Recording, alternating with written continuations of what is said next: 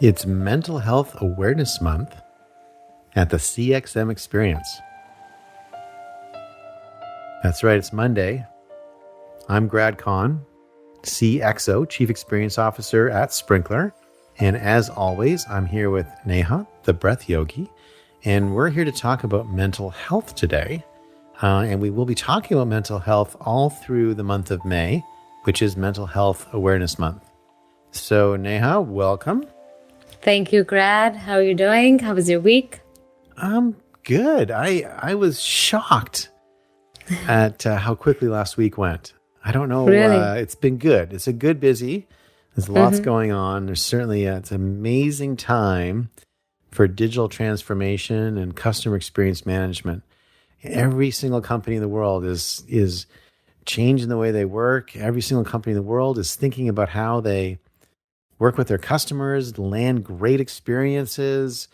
It's a great time to be at Sprinkler. I feel so privileged and so lucky to be here at this time. It's amazing. And also privileged and lucky to be with you here today, because I always get something out of these sessions. I always feel like you're slowly turning these things into a gentle psychoanalysis of me. So, it's like my free therapy session every week. No, I love chatting with you. I'm on to you. I know what you're doing here. No, I love chatting with you. And I love that you've created this platform, and I'm sure it's going to grow where we can come and chat about these things. And actually talking about digital transformation, I think it is also playing a huge role in making mental health more accessible. Yeah, that's a good point, actually. More accessible, but also potentially more necessary. I agree. Yeah. It's making its own market. It's very interesting. It's because there's no question in my mind that people are stressed in ways they weren't stressed before. You're missing that casual ability to sit on a friend's desk and just say, dude, just that sort of moment of, and the other person looks at you and they go, dude. And then you're like, dude. And he's like, dude. And you're like, dude. And he's like, dude. And you're like, thanks, man. That was cool. See you later. And then you're done. That's exactly what I needed, dude. That's all we need sometimes, just a bit of back and forth. But that back and forth is missing. And it almost feels, I was having a bit of a heart-to-heart conversation with a colleague today. And I could tell he was a little uncomfortable. And he actually sent me a GIF that represented the situation he was in. And it's like it's a hilarious GIF. And it was really well done. I'm not going to say what it is. Wow, I'm curious now. Oh, I know. We can do it offline. Okay. But what's interesting is that I would observe that people are a little bit uncomfortable sharing as much as they used to share with colleagues in video form or Zoom form or Google Meet form or Microsoft Teams form or whatever other form there is. There are many other forms I know, Blue Jeans form. But there's a sense of being on stage and being recorded and being very visible that makes it a bit harder to have kind of these conversations versus I'm sitting with a friend over a beer in the dark corner of a bar. I feel very anonymous. I don't feel like anybody's listening to my conversation. I don't know if that's true or not, but certainly the feeling of being on stage is very different when you're on video than when you're in person. Yeah, no, I agree. And it's interesting because before the pandemic and before this whole lockdown situation, I would conduct, facilitate workshops in person, right? And when you invite participation from the participants, like people who are sitting in the front, they get more attention or whatever, but you're not throughout the course of the workshop, you're not able to see exactly what every person is doing. So one of the things now with platforms like Zoom is like, in one glance, I know exactly who's listening and who's not, because everybody, each one of them is on my screen. So you're right. Like everybody feels like they're on stage, and that could be a factor because I'm sure you know this, like what's the number one fear people have more than the fear of death? Yeah, public presentation. Yeah. It's a great point, actually. I've never thought of that. Because I'm not super afraid of that. I sort of like presenting, but you're absolutely right. People are terrified of public presentation, and they're then forced into a nonstop 24-hour cycle of public Yeah. presentations. Yeah. Wow, that's Yeah. compelling. Yeah. Huh. Yeah. Now, a Oh, lot is happening. A lot is happening. But there's also the good part of digital, right? Like, because of the lockdowns, at least there's a way to connect, and right. what we've seen is, at least the data is showing with the latest digital platforms, there's this hesitancy in going to a therapist's office, right? So, but now it's like on your phone. So it's become a little bit more accessible, but you're right. I think it may also be causing that we, that human touch that is totally gone now for a while. And it's more than a year. People are now like, it's kind of like building up.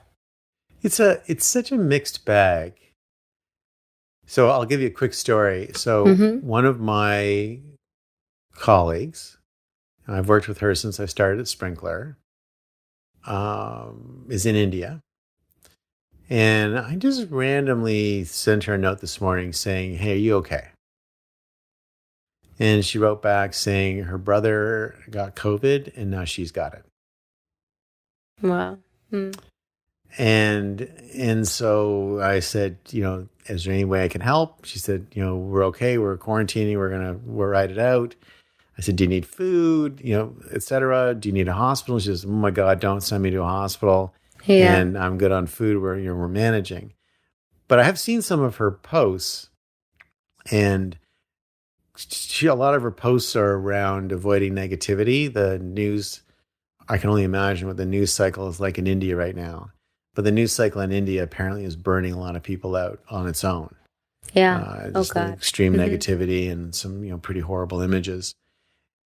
And I don't know how to offer her mental support beyond saying, are you okay? I think that is actually not terrible, but how do you say to someone, do you need mental health support?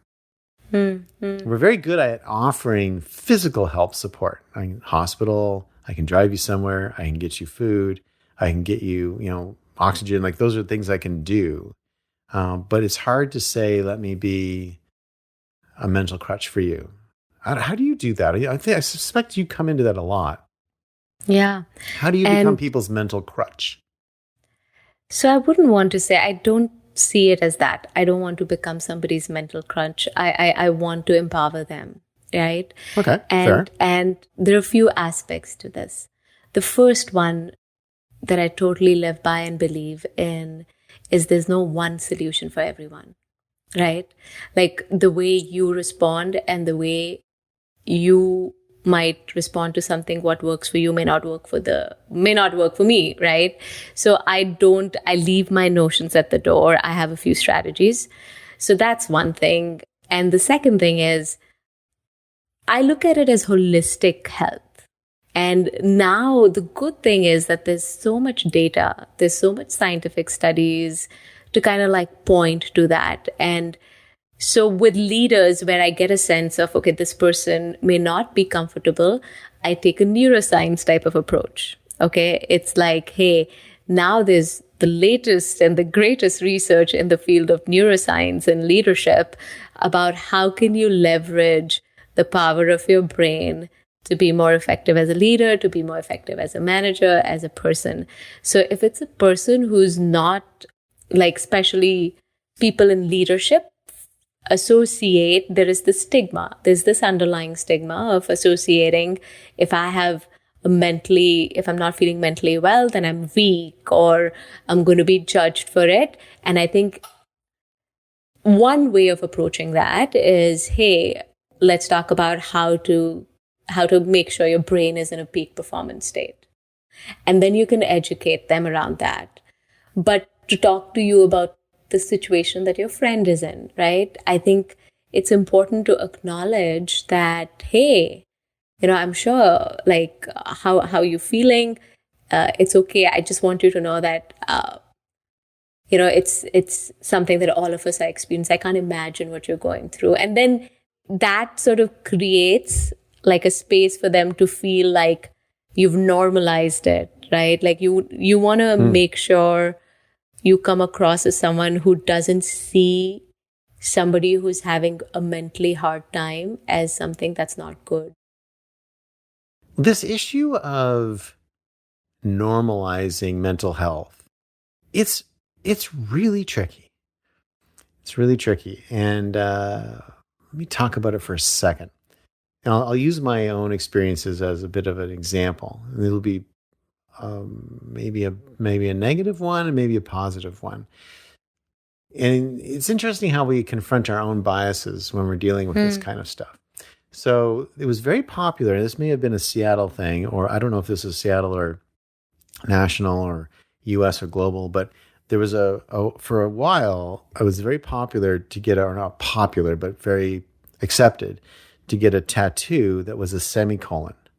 Have you ever seen a semicolon tattoo? Do you know what they mean?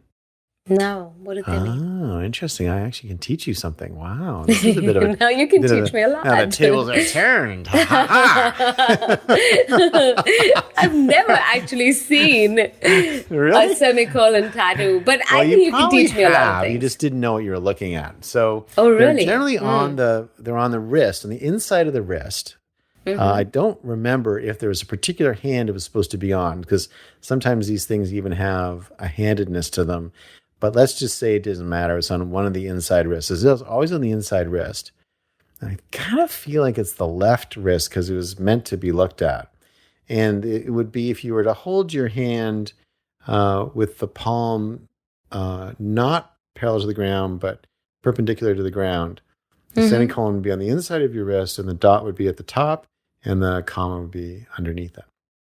So what it means is that actually it was meant as a way of normalizing mental health. And what it means is that I've had a semicolon in my life. So if you're familiar with a semicolon as a piece of punctuation, semicolon is a wonderful piece of punctuation because it's essentially a near full stop, but not a complete full stop in a sentence. So it would be something like, my favorite movie is The Planet of the Apes, but it's not the only movie that I love. Something like that. And so what it means in mental health terms is that the person wearing a semicolon has had some kind of mental health crisis, and they've made it through, and they're on the other side of the semicolon.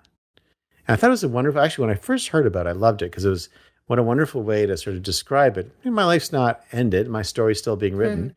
I just had a bit of a half stop in the middle there, and I'm okay. And the sentence continues.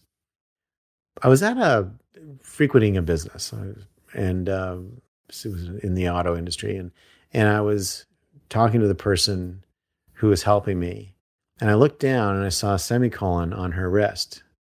And it was interesting how I instinctively put my guard up, because I instinctively reacted with, oh, this person's a little crazy. And crazy enough to put it on their wrist permanently. It's a permanent tattoo. And then I caught myself doing that. It was instantaneous. It wasn't even a filtered thought. It's just a thought too, by the way. I didn't say anything out loud or at all. It was never inappropriate. But because sometimes we've talked about this before. You can control your actions. That's usually the easiest thing to do. You can control your reactions and comments, and you can control your thoughts. Controlling your thoughts is very hard, but controlling how you react to them is not. So I, very much in control, but I did find myself arguing with myself. And hey, what was that? Where did that come from? Yeah. And that is what people are afraid of. People don't want other people to know that they're seeing a therapist, or that they need help, or that, mental health is an issue they've got to struggle with. This idea of training your brain, that's 12 pounds, right? And, I'd get that 12 pounds in top physical shape. It's not something people are generally comfortable with. And they're legitimately afraid that they'll bias other people towards them, because people will think, wow, that person's unstable or not able to handle things or overwhelmed. And there's a lot of, I think what would help a lot is if more people in leadership positions talked about it more and were more open with what, And I get that people don't necessarily want to talk about their mental health struggles. That's cool. I mean, some of them are pretty ugly and not everyone wants to get into that. So I understand that.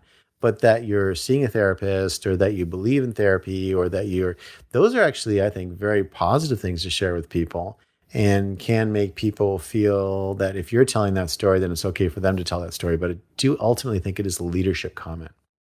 Yeah, no, first of all, I think kudos to you for having such high level of awareness, catching yourself in the moment. What you talked about was like some deep unconscious bias that just sort of kicked in without you being even conscious about it. So great awareness there. And then also, for sharing this on a public platform. So as a leader, Oh, wait a second. This is public? Oh yes, God. This is public. Yeah, no, this is I'm very just kidding. public. It's getting really public these days, actually. Wow, we're more public than ever. It's getting crazy. Yeah. So good job. So thank you for leading the way. Can I challenge you for a second? Yeah. Why did you think it was necessary to say that, what you just said a second ago? This goes to the issue that I'm poking at here a little bit. So, like, necessary to say what? Like, acknowledge you? Yeah. Why did you think it was a good idea? Why did you think it was necessary to say congrats, Grad, on not being a jerk in the moment, right? Think about why you wanted to say something nice to me a minute ago, which, by the way, I very much appreciate. It was very nice. Mm-hmm. But I think that's part of the problem. Part of the problem is that it's not just normally accepted behavior. Part of the problem is that people have to get congratulated for not being biased. So I didn't congratulate you because I wanted something from you, or I felt like, it's something you needed. I congratulated you because I like to do that. I like to focus on the positives. I firmly believe that it's not by focusing on the negatives that you get rid of them, but it's like you focus on the positive, and these little things have a much deeper impact than we think they do, So you acknowledge, like, if you're aware in one situation, that also transposes now to other situations in your life, right?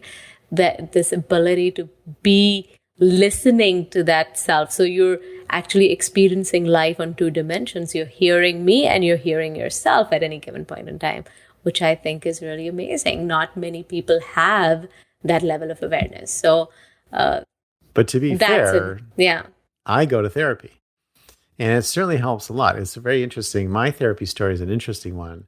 So I met somebody on October of 2019, and we met and just had a drink. It was just like, famously, I didn't even walk her home or get her a taxi, which I would never live down. It was terrible. But anyway, very nice drink, though. We had a really wonderful time. The evening passed very quickly, and we started talking after that, and then, started, planning to get together. About 2 weeks later, we got together again. And we had a really interesting, because I'd been reasonably honest with her about, what I was going through and what my life was like. And she said, I would love to date you, but only if you promise me that you'll start seeing a therapist. That was a condition of dating. And you agreed to that? I agreed. Well, yeah, I said, all right. Because I really wanted to go out. But I also thought she wasn't far off the beam on this one. I think she probably had something there. That's interesting. Probably had something there, right? So I said, okie dokie. And I started seeing a therapist, and it's been incredibly powerful. What's even funnier, though, is this is Rachel, my girlfriend. What's even funnier is that after dating me for, I guess, about 6 months, Rachel decided that really she probably needed to be a therapist too. Therapy school. So she's now doing her master's in therapy at Northwestern, and she'll be practicing in about a year or so. So I thought that was great. I'm helping build the profession with my own dysfunction. Like the first time she met you, she thought you needed therapy, and then she was like, after 6 months, I need to become a therapist myself. One therapist is not enough for this guy. He needs therapy full-time backup. 24/7. Full-time backup. Yep. Yeah, that's funny. That's really funny. But funny because it's true. But actually, and I have actually talked about it more openly in my team. And I have noticed people being more open with me about it as well. And, in a lot of my sessions with my therapist, I'm not sitting on a couch. Obviously we're on Zoom anyway. And he and I both go for walks. I actually been going for walks for a long time. And finally, one of our sessions, he said, you're always on walks when we're talking. And I'm like, yeah. And he said, and they're great sessions. Like, we have great talks. And I said, yeah. And he said, can I go for a walk too? He says, I'm locked in this windowless room for 12 hours a day. Absolutely. Absolutely. So we both walk and talk together now. It's quite fun. That's nice. But I'm not sitting there crying on the couch about, my childhood or anything like that. We're actually like dealing with real life issues and current situations. And I'm, getting advice and sort of sharing sort of things that happened during the week and things that went well and things that didn't go well. And so it's quite a robust process. And sometimes it gets pretty deep and pretty personal, and sometimes it doesn't. But it's been really nice to have somebody who isn't part of my life. I don't have to worry about anything that I say to him coming back to me in any weird way possible. And that's the freeing part of it. The freeing part of it is the utter confidentiality of it. And, that friend doesn't like one day become an enemy and then use it against you, or, so it doesn't get into the grapevine, or no one's recording it. Like, it's all very, very confidential and very one-on-one. And that has created an interesting outlet where when issues crop up, I'll think, I'll chat about this on Friday. See what Dr. Fuller thinks. So. Yeah, no, I agree. But the way I see it, it's like now, I'm in no way, I'm not saying that people should not get therapy. I think it is a great way, and definitely need to reframe it as, I have a mental problem, rather like I'm like brushing my mind. I've got a coach. I've got a coach. I want to kind of like make sure that I don't get to the point where I need, more intervention than that. Right. But at the same time, with everything so uncertain in the environment, I think there's a fundamental need to be anchored inside. And so how do people do that? And that is, it's simple, but it's not very easy, because it's, now I have this problem. I'm going to talk to this person. And what if you can't talk to him for 3 weeks straight? Right? So how do people do that? It's through techniques like breath work. Journaling is more powerful than you think. Like, especially helps with bringing the unconscious stuff outside. And also meditation. Like some of my most powerful reflective sort of moments have been during and after meditation, where I'm then able to actually see the situation in a very, very neutral point of view, and also have like intuitive thoughts about how to, tackle with situations. So I think fundamentally people don't have that in their life today. That space of being self-reliant. Okay. And as long as we are feeling of stability depends on something outside of us, there's always going to be a component of feeling nervous about something or the other. How is this person going to feel? Am I going to have that job? Am I going to be accepted? What happens if this person goes, or if I don't get access to that? And I think that's what this whole pandemic is forcing people to do, is look inwards, like develop that strong sense of self-reliance. And whether you call it neuroscience, or whether you call it therapy, or whether you call it mental health, basically it's about going inwards and understanding that there is a part of you that dictates everything else that you've probably just ignored up to this point, right? Not ever taken the time to look at yourself as a composite of physical, mental, emotional, spiritual sort of self. It's just one person. And I think that perspective, that broadening in perspective is needed. And if the taboo is not in your mind, it's not outside. You see that? Like, for example, you asked me, why did you have to do that? So I'm sure you have a notion about, like you said, it's a part of the problem where people need to be congratulated. So you had that opinion. But for me, I never thought about it that way till you mentioned it. So if I didn't think about it that way, if it wasn't an issue in my mind, I would talk about, like, go on saying that. Do you see that? Like, the concepts are in the mind. The concepts are in the mind. And you can talk. And what a therapist or a friend does is they show you a mirror, okay? They show you a mirror. And the same process is possible if you just take the time to go inwards. And so before the world can drop the taboo, I think you have to go inwards and look in and say, is mental health a taboo for yourself? Like, how do I perceive mental health? What's my personal opinion on this? And then there is the second step of going forward from there. And to be fair, there are a lot of obvious things that seem surprising to me. Like, I'm still a little bit shaken that everyone had to be taught how to wash their hands at the beginning of the pandemic. It's like, I think I've said this before on the show, but I'm like, what? People weren't washing their hands? And I was shaking them. I will say one thing I am enjoying, this is a bit of an aside, but we're going to come back to this. And I think what I want to do now, Neha, is like, I want to talk a little bit about how this mental health stuff can sneak up on you. And let's give everyone sort of an exercise to help you stay in front of it before it kind of becomes a problem. But this is my favorite aside. So I am really enjoying the fact that people seem to understand that you may not want to shake hands anymore. I've been in multiple situations in the last, because I hate shaking hands. I hate shaking hands. Oh my God. If you've ever been in a men's washroom and watch how guys don't wash their hands, you would never want to shake a hand ever again. Trust me. Okay. So I am been in probably 4 or 5 situations in the last week and a half where someone stretched their hand out to me and I didn't move. Wow. And they're like, fist bump. And once or twice I did the fist bump, and a couple other times they're like, what are we doing these days? And I said, we're saying hello.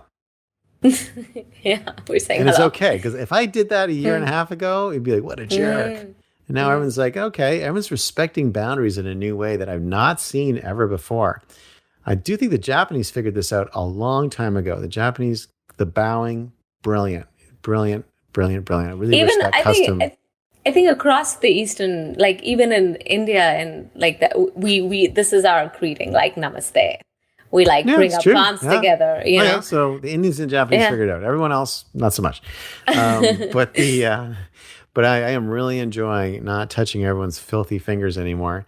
And I always carry Purell, partly because every time I shake a hand, I would always cover myself in Purell afterwards, right? Really? So, but it's disgusting. What are we doing? Like, people like, my hands are clean, but I'm not touching yours.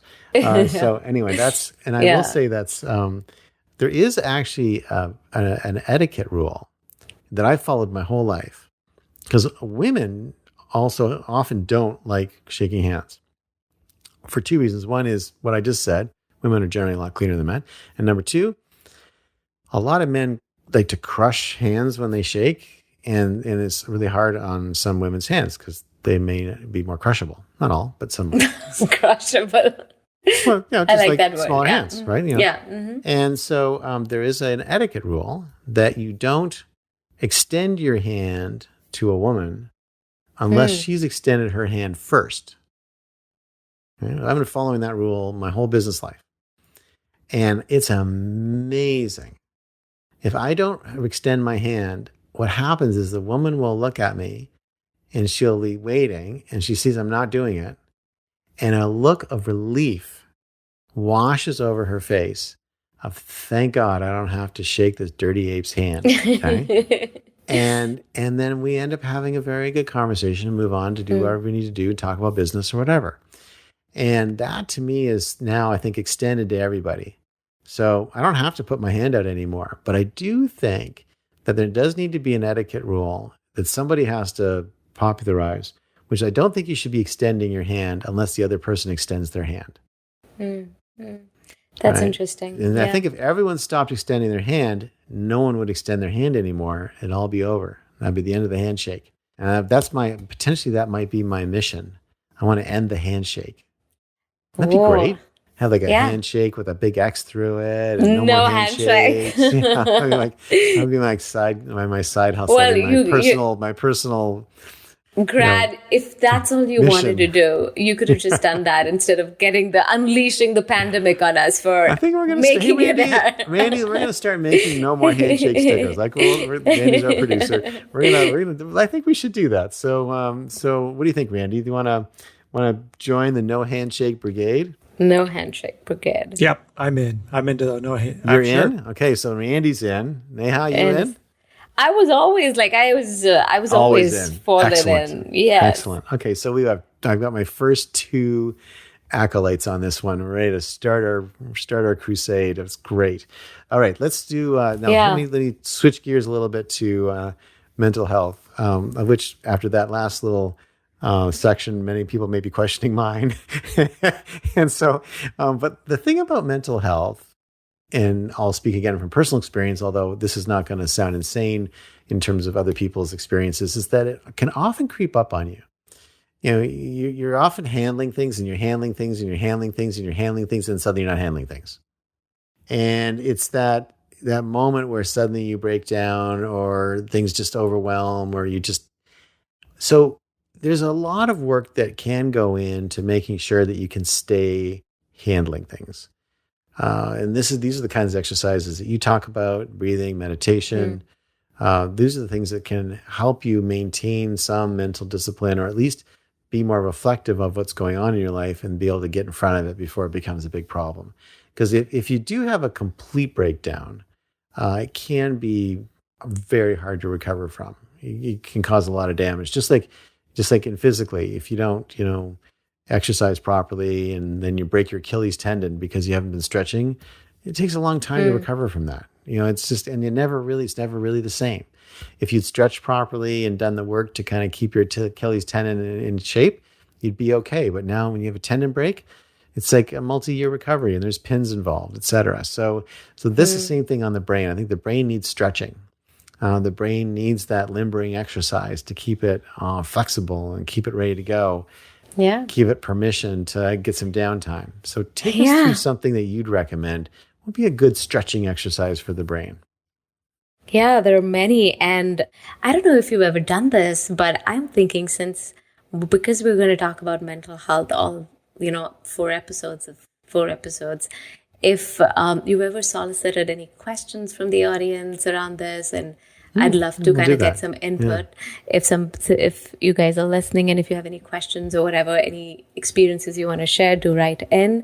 So you're right, like the brain is neuroplastic, and definitely if you work it, it's going to be strong. There is this saying that says, I don't know if you've heard it before, that a strong mind can carry a weak body, but a weak mind cannot carry a strong body. Love that.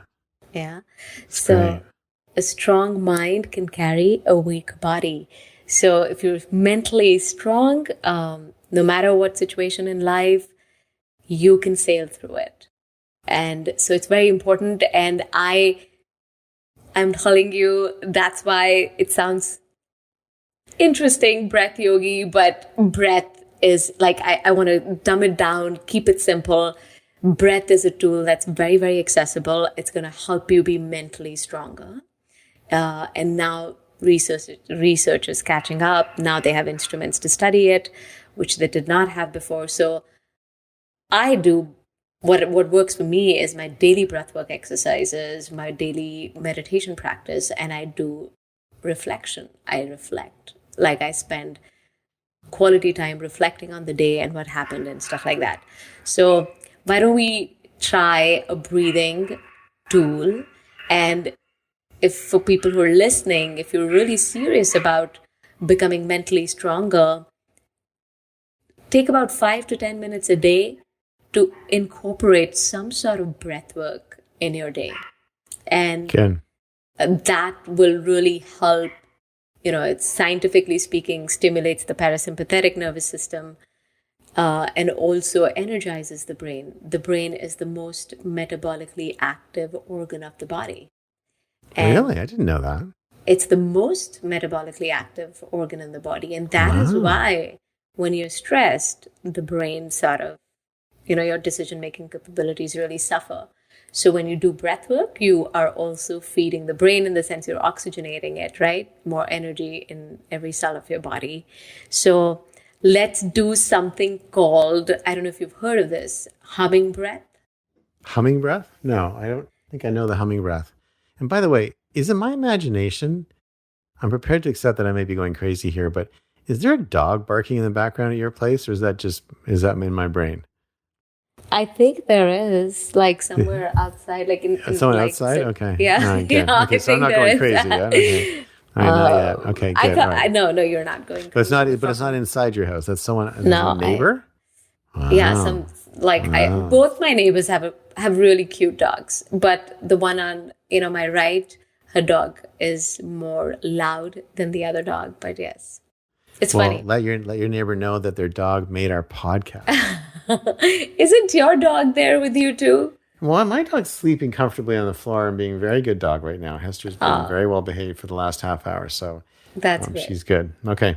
Okay, so we're going to do So let's do the humming breath. I'm ready to go. We're going to do the humming breath, and the humming breath. So we're going to breathe in through the nose, and as we breathe out through the nose, we'll make the humming sound.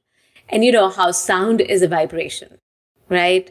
And every vibration has an impact on our nervous system. The humming sound has been found to have a very, very soothing effect. In fact, it's also been shown that it increases the gray matter density. So basically, even helps with neurogenesis, new gray matter cells. So it's very simple. Let's sit easily and comfortably. Sit up nice and tall with your spine straight, palms resting on your thighs, open to the ceiling. You can let the teeth gently touch. Keep your attention in the head region. And let's take a normal transition breath in. Let it go. And for the humming breath through the nose, breathe in. And hum it out.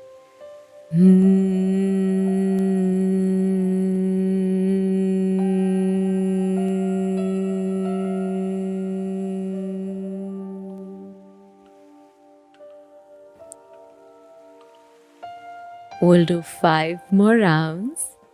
And just keep your attention inwards. Breathe in.